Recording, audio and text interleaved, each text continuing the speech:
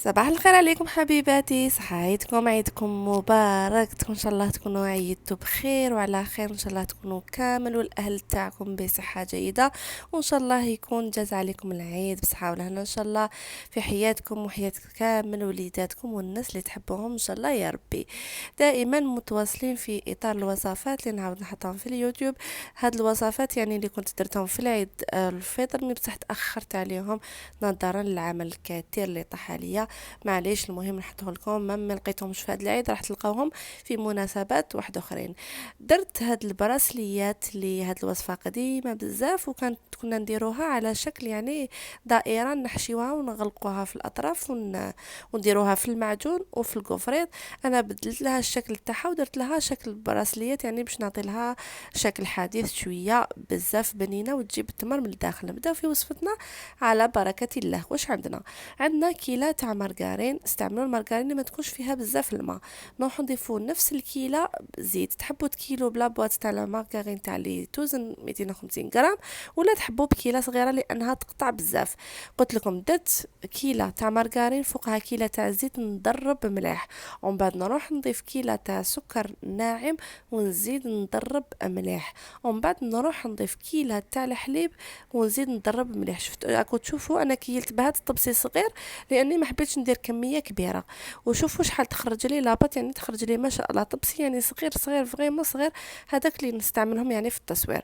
نخلط مليح هكا كيما راكم تشوفوا. الحليب شويه يجيكم صعيب، تقدروا تستعملوا هنايا الباتور باش تضربوا. بعد ما تدخلوا كامل المكونات في بعضها نروح نضيفوا الفرينه ونضيفوا نصف ملعقه صغيره تاع خميره الحلويات لاني مانيش حابه ينفخوا لي بزاف.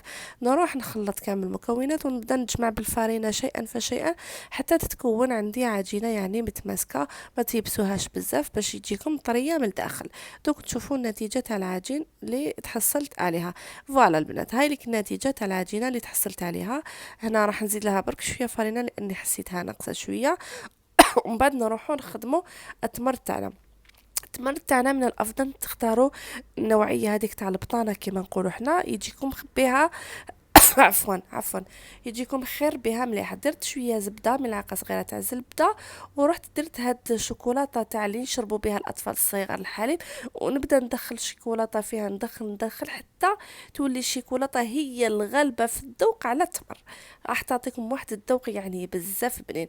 نروحوا نديروا كويره الوزن تاعها 30 غرام ونحشيوها بالتمر هكا ونغلقوها على شكل شغل حنديروا كعكات ونطيبهم في المول. ماشي نطيبهم يعني نديرهم هكذا في المول تاع الكعكات، ونروح نطيبهم نصف الطياب فقط يعني حتى يشدوا روحهم، ونحيهم لي مول تاع السيليكون كيما راكم تشوفوا. شوفوا قيس ما شدوا روحهم برك رحت قلبتهم هكا، نحيت المول تاع السيليكون وعاود دخلتهم يكملوا طيابهم من تحت، ونزيد نشعل لهم من الفوق نحمرهم.